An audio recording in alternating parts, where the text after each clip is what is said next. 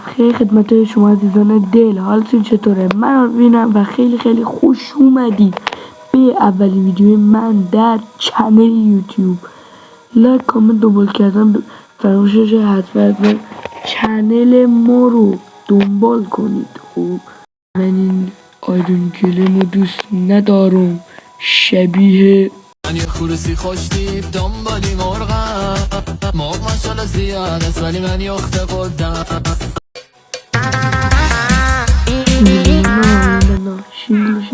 خب داشتم میگفتم، خب بانمته شبیه دخترم پشت شبیه ازشه. یک اگر ریسورس پکمون خوشتون اومده حتما در چیز خدا تو کامنت ها بنویسید.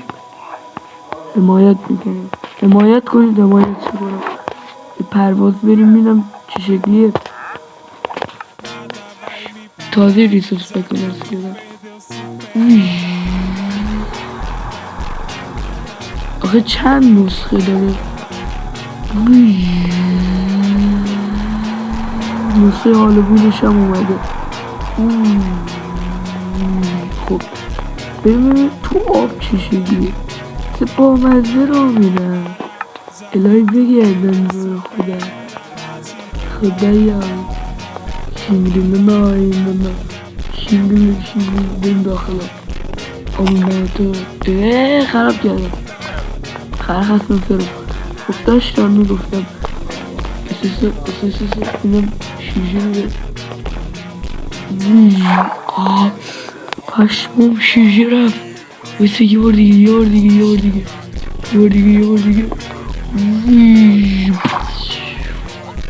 شیشه رفت.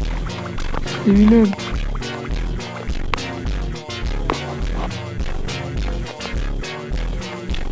عجب چه باحال. خدا وکیلی ریسورس خدا وکیلی ریسورس پک خیلی میشه تو بداد. نه به اون دماغت نه به اون ریشه. جشن شادیه لیلیلیلی عروسی ما. چی دارم میگم؟ کپی کله من بیزوک شدم، مرد شدم. تکنولوژیا سیاه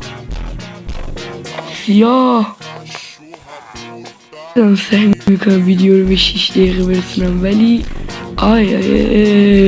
داشتم میگفتم خیلی دارم سعی میکنم ویدیو رو به 8 دقیقه برسونم یا 6 دقیقه فرق نمیکنه، فقط برسونم. چرا اسکینم باگید؟ من خب اینجاشو درست کرده بودم. هیدم همه چیزا رو تست میکنم تا جایی که میتوانم. عجب چه وضعشه. خب بریم تست کنیم.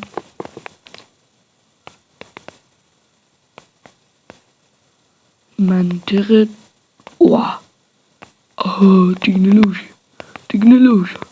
تکنولوژیا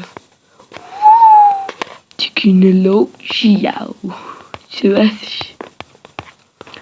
بسید این چیزم تست کنم.